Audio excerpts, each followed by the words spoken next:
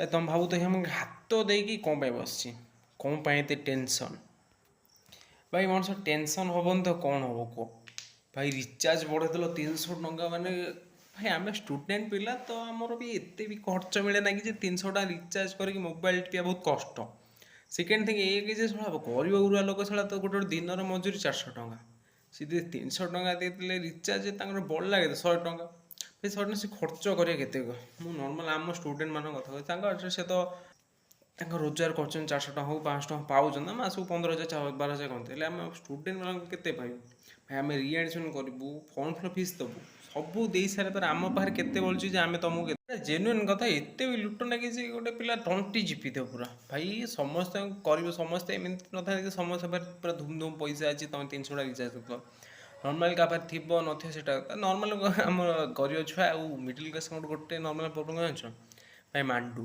First କଥା ଏତିକି ଯେ ଯଦି ତୁ ତ ବାଳ ନିଜ ରିଚାର୍ଜ କରିପାରୁନଥିବ, ଗାଣ୍ଡି ତ ଫାଟୁଥିବ ଶଳା ପଛ ତ ଶଳା ରିଚାର୍ଜ 300 ଟଙ୍କା ଦେଇ ରିଚାର୍ଜ ଶଳା ଗାଣ୍ଡି ଯାଏ। ତାପରେ ଛାଡ଼ ସେ କଥା ଛାଡ଼, ଯେତେବେଳେ ମାଣ୍ଡୁଟେ କହିଥିଲା ବାଳ ଭାଇ ଟିକେ ମୋ ଟିକେ ରିଚାର୍ଜ କରିଥିବ ଧନ ସୁନା, ମୁଁ କହିଲି ଆମେ ଯେତେବେଳେ ଘାଣ୍ଟି ତ ମରିବା, ସେତେବେଳେ କିସ କରିବା ସେତେବେଳେ କୁହରେ। ଶଳା ତାଙ୍କର 300 ଟଙ୍କା ରିଚାର୍ଜ କରିବୁ ନା ନିଜର କରିବୁ କୁହ।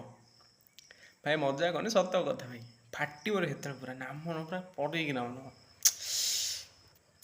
ଭାଇ ମୁଁ ଆଉ କାହା କଥା କ'ଣ କହିବି, ଶଳା ନିଜେ ହିଁ ତ ମରୁଛି। ଆଉ 2-4 ଦିନ ରିଚାର୍ଜ ଶଳା 300 ଟଙ୍କା ଶୁଣିଦେଲା ବେଳକୁ ଭାରି କଷ୍ଟ ଲାଗୁଛି। କଞ୍ଜୁସ୍ ତ କଞ୍ଜୁସ୍ ହିଁ, ଶଳା 300 ଟଙ୍କା ପଳେଇବ। ପାଳ 310 ଟଙ୍କା ଭିଡ଼ିଓ ତ ବଡ଼ ହେଇଗଲାଣି, ମୁଁ ଜାଣିଛି ମାନୁଛି, କ'ଣ କରିବା। ନର୍ମାଲ୍ ସତ କଥା ଯଦି ହେବ ଭିଡ଼ିଓଟା ସେୟାର ମାଧ୍ୟମରେ ଯଦି ପହଞ୍ଚି ପାରିବ, କି ରିଚାର୍ଜ ଉପରେ କିଛି ବୈଠକ ବସିଲା କି କିଛି କ'ଣ ହେଲା, ସରକାର କିଛି ବ୍ୟାନ୍ ଫ୍ୟାନ୍ ହେଲା କି କମିଲେ ରିଚାର୍ଜ ପେମେଣ୍ଟ ଭଲ ହୁଅନ୍ତା। ଭାଇ ନର୍ମାଲ ଆମେ ଷ୍ଟୁଡେଣ୍ଟ ଲୋକ, ଷ୍ଟୁଡେଣ୍ଟ ପିଲା, ଏତେ ବି ପଇସା ଦେଇକି ରିଚାର୍ଜ କରିବା ବହୁତ କଷ୍ଟ। ଏମିତି ଯଦି ହେଲା ତ ସିମ୍ ଫିମ୍ ବାହାର କରି ଫୋପାଡ଼ି ଦେବ, ସେଇଟା ଆମେ ଭଲ। ଭାଇ ଆଉ କ'ଣ କରିବୁ, 300 ଟଙ୍କା ଘରେ ଥୁଆ ହେଇଛି ନା ଗଛ ଥୁଆ ହେଇଛି, ଛିଣ୍ଡେଇକି ଆଣି ତମେ ଧରେଇ ଦେବୁ 300 ଟଙ୍କା ରିଚାର୍ଜ କର। ଭାବି ଚିନ୍ତି ସାରା ରିଚାର୍ଜ ବଢ଼ା, ତାପରେ ନୁହେଁ କି ମନ ଇଚ୍ଛା ବଢ଼େଇ ଦେଉଛି। ତମେ ତମ ପୁଅ ପାଖରେ 1000 କୋଟି ଖର୍ଚ୍ଚ କର କି କାହାକୁ କ'ଣ ଦେଲ, ଆମକୁ ଭୁଲ ନା କ'ଣ, ଆମ ଉପରେ କାହିଁ ବିଲ୍ ପଡ଼ୁଛ ତମେ। ଜେନୁଇନ୍ କଥା ଭାଇ, ଯଦି ଭାଇ ଭଲ ଲାଗୁଛି ତମେ ଲାଇକ୍ କର, ଖରାପ ଲାଗିଛି କମେଣ୍ଟ କର, ମୋର କିଛି ଫରକ ପଡ଼େନା। ମୋତେ କହିବାର ଥିଲା ମୁଁ କହିଦେଲି, ବାସ୍ ତମ ଉପରେ ଡିପେଣ୍ଡ କର ତମେ କ'ଣ ଚାହୁଁଛ। ରହୁଛି।